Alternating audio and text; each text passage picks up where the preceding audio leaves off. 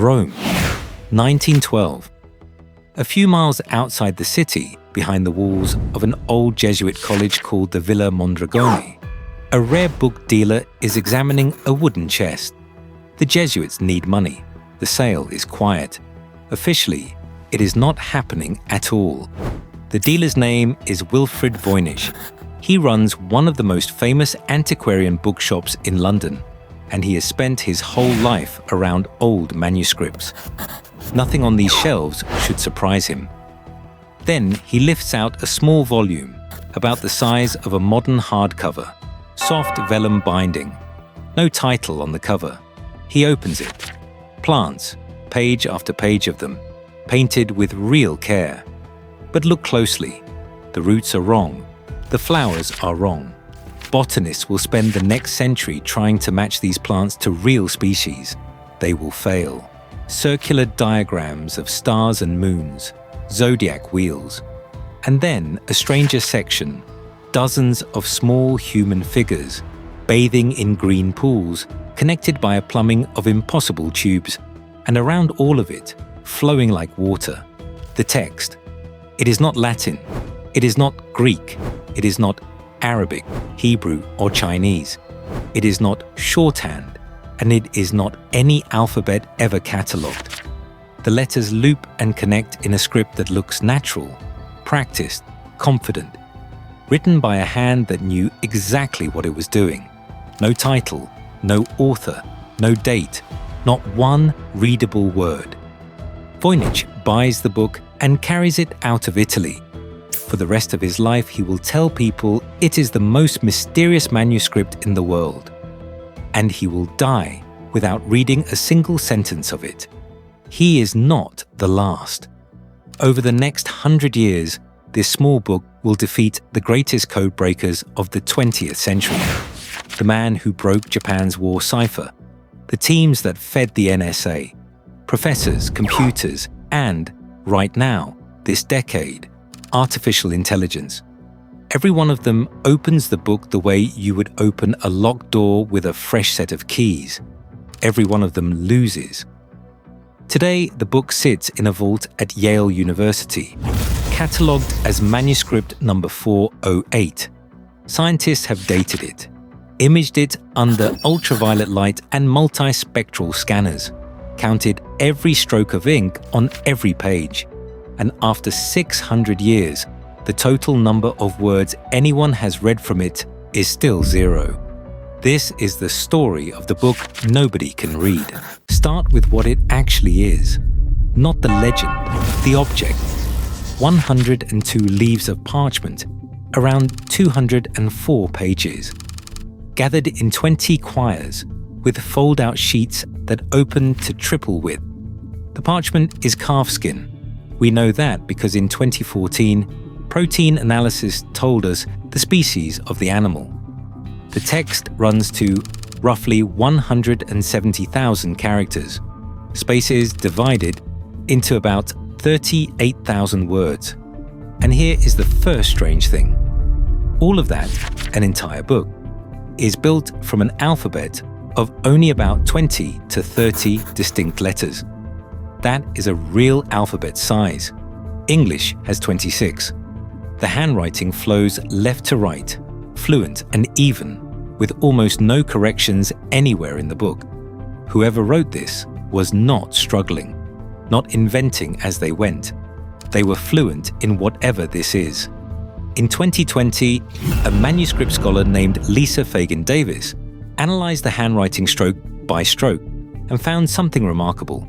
Not one writer. Five different hands, all writing the same impossible script, fluently. One person can invent nonsense. 5 people writing the same nonsense consistently for 200 pages.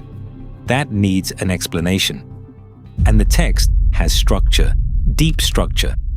Count how often each word appears and rank them. And the Voynich obeys the same statistical law as English, Latin, and Chinese. A pattern called Zipf's law that natural languages follow and random gibberish does not. Word lengths cluster tightly. Almost no one-letter words. almost nothing longer than 10. And the book has dialects.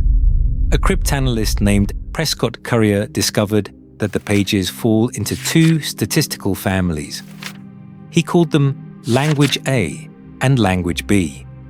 Same alphabet, different behavior, like two speakers of the same tongue. So the text behaves like language, but no one can read it. Then there are the pictures. The botanical section, over 100 plants drawn with the confidence of a real herbal. Except the species do not exist. Roots that become claws, flowers on the wrong stems. Either the artist painted plants from a place we have never found, or the plants are code too. The astronomical section, suns, moons, stars, and unmistakable zodiac wheels ringed with tiny human figures. The section scholars politely call balneological, naked women in green pools, linked by pipes and channels that look less like plumbing and more like anatomy. Nobody has a good explanation for this section. Nobody ever has. And at the end, pages of dense text marked with stars, like a list of recipes for something the book never names. In 2009, the University of Arizona's radiocarbon laboratory took 4 samples of the parchment from 4 different parts of the book and dated them. The 4 results agreed with each other. Between 1404 and 1438, 95% confidence. The early 1400s, before Columbus sailed, before the printing press spread across Europe. Someone, 5 someones, sat down with expensive calf skin and wrote 200 pages of a language that, as far as the entire recorded history of writing is concerned, does not exist. To be precise, the dating tells us the age of the parchment, not the ink. But parchment was costly, and no one has ever shown anything in the ink that does not belong to the period. 600 years, 1 book, 0 words read. And the first thing every investigator asks is the question you are asking now.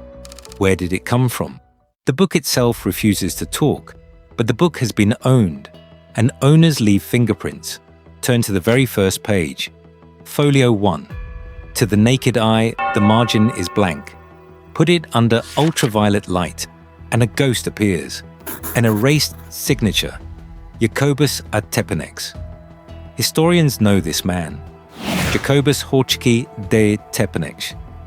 Pharmacist to the imperial court in Prague, ennobled by the emperor himself after treating him for a serious illness. He died in 1622, which drops the book into one of the strangest courts in European history. Prague around 1600, under Emperor Rudolf II, the Habsburg who filled his castle with astronomers, alchemists, and anyone who promised him hidden knowledge. And here the price tag appears. A letter survives. We will come back to that letter, which claims that Rudolf bought this book for 600 gold ducats, a fortune. And the letter says, the emperor believed its author was Roger Bacon, the 13th century English friar whose reputation for secret science was legendary. Understand what that means. If the claim is true, people were already paying a fortune for this book because nobody could read it. 400 years ago. Is it true? The imperial account books contain no record of the purchase. It is hearsay, one courtier's story, written down decades later. The mystery is already growing legends around itself. In 1665, what happens next, we can document. The book passes to Tepanex, then to a Prague alchemist named Georg Bareš. And Bareš is us. He is the first person in recorded history that this book drives quietly mad. He spends decades on it. He copies out sample pages and mails them to the most famous scholar in Europe, Athanasius Kircher in Rome, the man who claimed he could read Egyptian hieroglyphs, begging him to identify the script. Kircher never cracks it.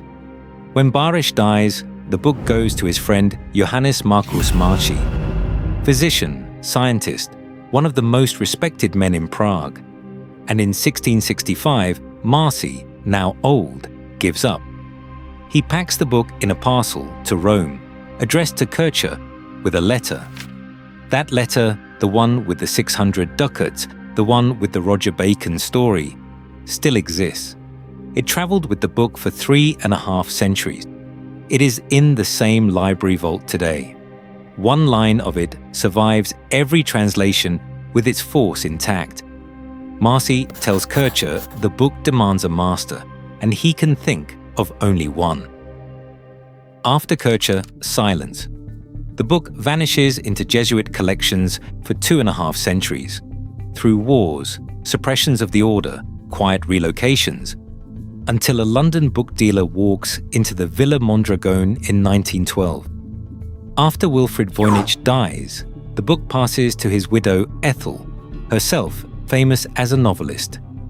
After her, a New York dealer named Hans Kraus buys it, tries to sell the most mysterious book in the world at a profit, and cannot find a single buyer.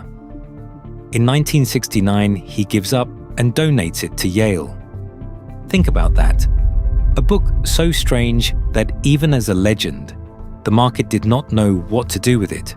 So the trail is real.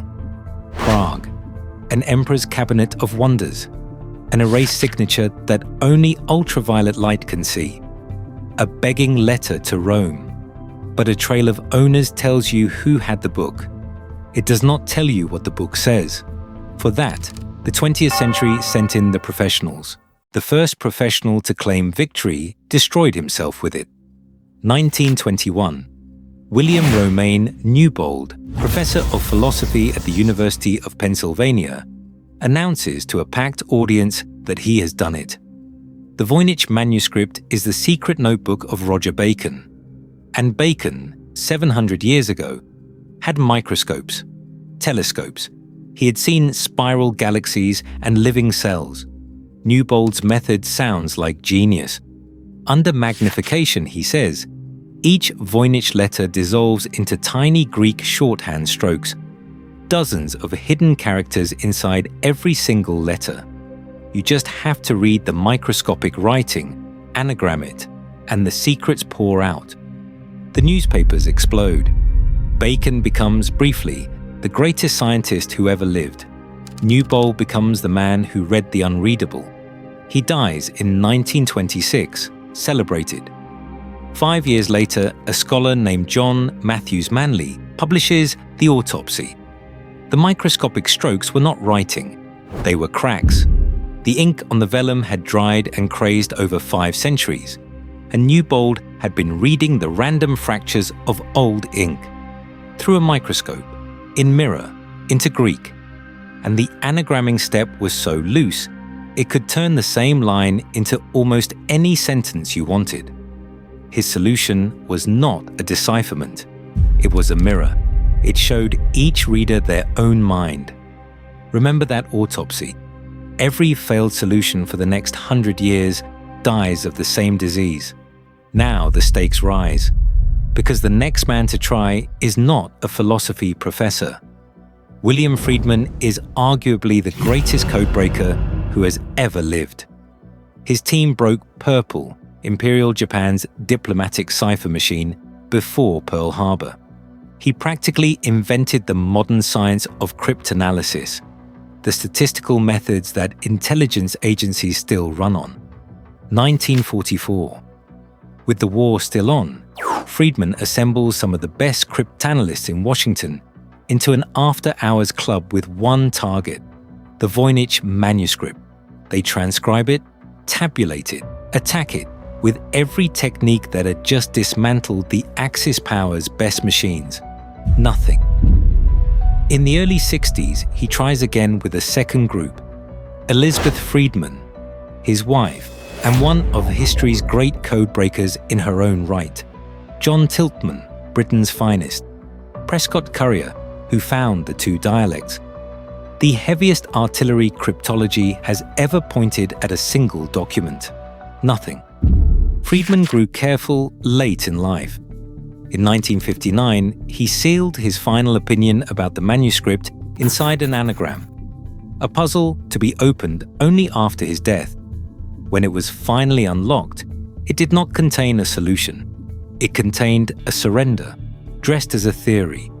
The manuscript, he believed, was an early attempt to construct an artificial language from scratch, a made-up tongue with real grammar, not a cipher at all. Something worse. A cipher hides a message you can drag back out. A private language, fluently written, that can be airtight forever. And if you think the story ends with Friedman, in 1978, a cryptanalyst named Mary D'Imperio wrote the definitive technical study of the manuscript. The failures, the statistics, the dead ends, all of it. She wrote it inside the National Security Agency. It was published at Fort Meade. You can download it today from nsa.gov, the world's most powerful code-breaking agency, publishing a book about the one document it could not break. The medieval mind failed. The military mind failed. So the 21st century brought two new weapons: the accusation that the book is a fraud and the machines. First, the accusation. 2004. Gordon Rugg, a British researcher, builds a device straight out of the 16th century. A card and grill. A card with holes cut in it. Slide the card over a table of made-up syllables, copy what shows through the holes, and you can mass-produce text that looks like Beinecke. Structure without meaning. A medieval gibberish machine. His point was brutal. Maybe there is nothing to decode. Maybe the book is history's most successful con. Built to be sold, perhaps to an emperor with 600 ducats. It is a serious theory, and here is what fights it. The statistics, Zipf's law, the two dialects, word structure that stays coherent across 170,000 characters and across 5 different scribes. Every time researchers measure the text more deeply, it looks more like language, not less. Gibberish machines do not produce dialects, and the carbon dating quietly strangled the classic hoax stories. The favorite suspect was always Edward Kelly, the Elizabethan con man at Rudolph's court, forging a relic to sell. But the parchment is from the early 1400s, a century and a half before Kelly was born. A forger would need not just skill, but a warehouse of matched, unused, antique calf skin. So, probably not a con, which leaves the solvers, and the solvers keep coming. 2017. A television researcher announces in the Times literary supplement that it is abbreviated medieval Latin. Specialists take days to dismantle it. 2019 is the famous one. A British academic named Gerard Cheshire declares the manuscript solved in 2 weeks, written in a lost Proto-Romance language. His university publishes a triumphant press release. Global headlines, mystery solved. Scholars of medieval languages read the paper, and within days, the university does something almost unheard of. It withdraws its own press release. The solution had the nubile disease. So flexible, it could mean anything, which means it proved nothing. And that brings us to now, because the newest solver is not a person. Since 2024, the manuscript has been under systematic attack by artificial intelligence. Serious papers have mapped hidden structure in the script, directional patterns, positional rules, layered constraints that look like a cipher's skeleton. This is real research, and it is genuinely new. And around it, a swarm. Viral videos. AI just decoded the Voynich manuscript. The message is terrifying. Claims of Hebrew under multiple cipher layers. Claims of an Italian dialect in shorthand. Claims arrive now on a monthly schedule. Here is the problem with all of them, human and machine alike. It is the same razor Manley used on Newbold a century ago, and it has never been beaten. A real decipherment is reproducible. Hand the method and the pages to a stranger. and the stranger must extract the same plaintext you did. Egyptian hieroglyphs pass that test. That is why nobody argues about the Rosetta Stone. Linear B passes it. No Voynich solution ever has. Not one in 100 years. Newbolt's cracks, Cheshire's proto-romance, and a large language model's fluent guesses all fail in exactly the same way. The translation lives in the translator, not in the page. And an AI trained on the whole internet is the most persuasive guesser ever built. A machine for producing plausible sentences, which is precisely the disease.